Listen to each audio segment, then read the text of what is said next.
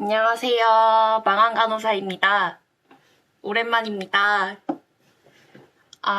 오늘은 제가 신규 때 알지 못해서 병원에 중간에 박차고 나오게 됐던 여러 가지 썰에 대해서 풀어보는 첫 시간으로 신규 때 알았으면 좋았을 것 첫 번째에 대해서 알려드리려고 합니다.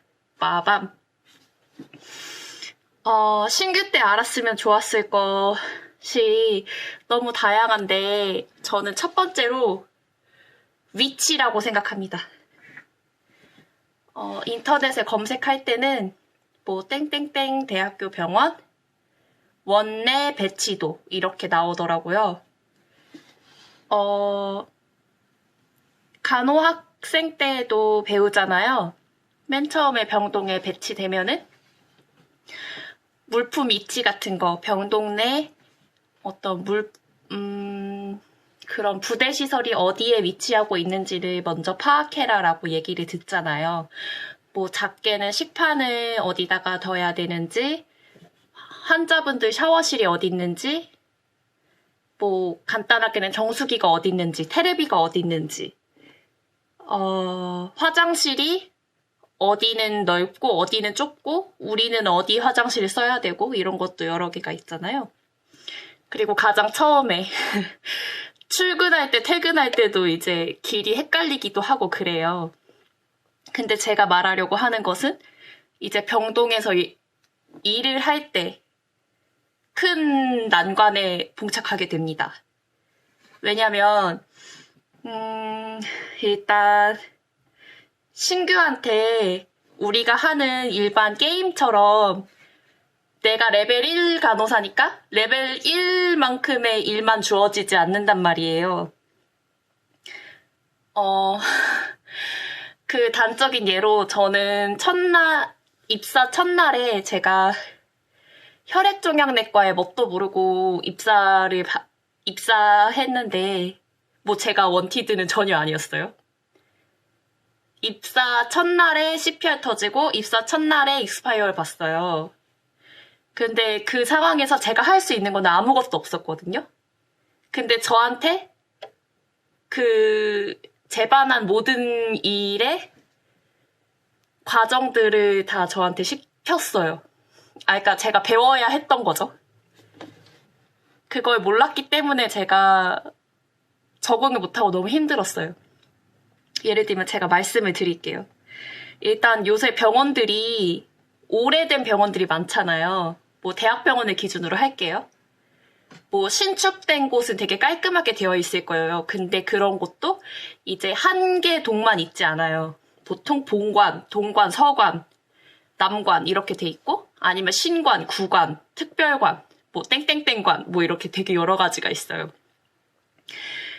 그리고 뭐 뭐 센터, 뭐 호흡기 센터, 권역예상센터 이런 것들도 있고 뭐 중앙공급실이 어딘든지 뭐 동관에서 서관 가는 연결 통로는 몇 층에 있고 몇 층에 있고 뭐 엘리베이터가 어디는 홀수층만 쓰고 어디는 짝수층만 쓰고 어디는 전층이 다 되는데 환자용이고 뭐 여러 가지가 있죠. 그리고 매점이 어디 있고 뭐 식당이 어디 있고 식당도 직원 식당이 어디 있고 환자들 식당이 어디 있는지 보호자들은 식권을 사서 먹을 수 있는지 뭐 아니면은 뭐 푸드코트처럼 그런 시설이 있는지 그리고 약국도 야간 약국 외래 약국 병동에 있는 약국들도 있고 뭐 ICU 몇 층에 있는지 OR 몇 층에 있는지 응급병동이 몇 층에 있는지 그리고 외래도 층마다 다르고 또 이제 센터 있는 데마다 다르잖아요.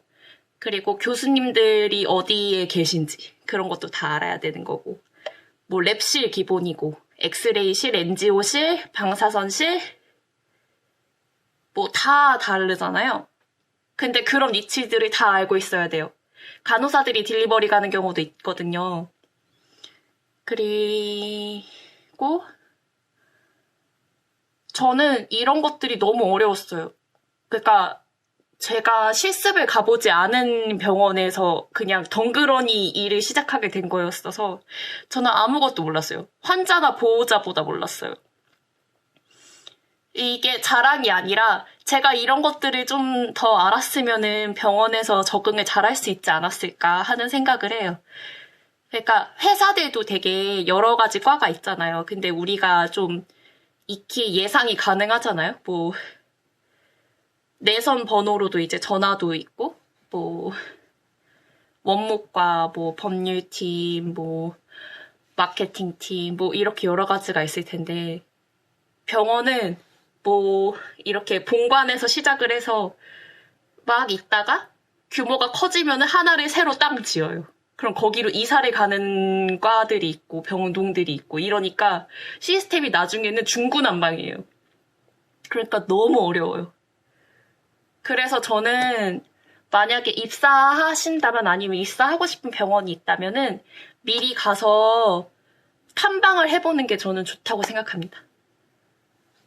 그리고 약간 그 우주의 기운을 느끼세요. 이 병원이 나랑 정말 맞는지, 나한테 제발 여기는 오지 마라고 하는 한 1년 후에 저의 영이 와가지고 저에게 소리를 지르는지.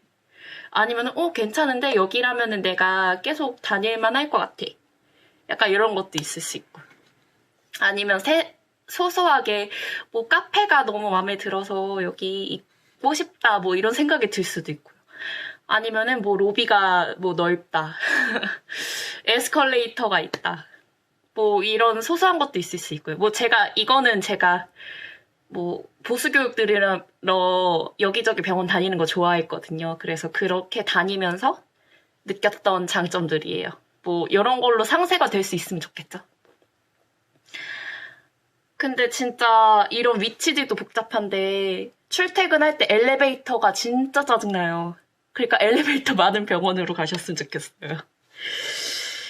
그리고 그것도 있었어요. 보호자분께서 가까운데 약국 어딨냐고 물어보시는 경우가 있었어요. 근데 이제 내부 처방하는 약 말고 바깥에서 처방하는 약 같은 경우에는 어디에 약국이 있는지 이런 것도 몰랐고 주차 타워가 있는데 주차 타워는 뭐 어떻게 쓸 수 있는지 이 근처에 다른 주차장은 어디 있는지 이런 것도 저는 몰랐고 모르는 게 너무 많았어요. 그래서 결론적으로 저의 추천은 실습해본 병원에 가시는 것을 추천드립니다.